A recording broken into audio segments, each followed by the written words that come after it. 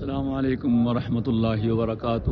اس وقت ہم دمشق کے جامعہ مسجد دمشق میں ہیں، اور جو سامنے مینارہ نظر آ رہا ہے شرقی مینارہ، یہ وہی مینار ہے حدیث کے مطابق جس پہ حضرت عیسیٰ علیہ السلام اتریں گے۔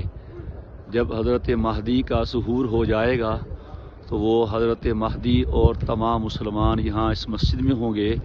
فجر کی نماز کا وقت ہوگا یا عصر کی، دونوں روایات آتی ہیں، تو آسمانوں سے دو فرشتوں کے کندھوں پہ ہاتھ رکھے ہوئے عیسیٰ علیہ السلام اتریں گے، اور اس مینارے پہ وہ اتریں گے، اور پھر نیچے سیڑھی لگا کے انہیں نیچے مسجد میں اتارا جائے گا۔ اللہ کی شان یہ ہے کہ آسمان سے تو مینارے تک آ جائیں گے، لیکن اس سے نیچے اترنے کے لیے سیڑھی کی ضرورت پیش آئے گی۔ پھر یہاں وہ حضرت مہدی سے ملیں گے اور پھر حضرت مہدی کے لشکر کا حصہ بنیں گے۔ یہ اس مینارے کا وجود ختم نبوت کی بہت بڑی دلیل ہے۔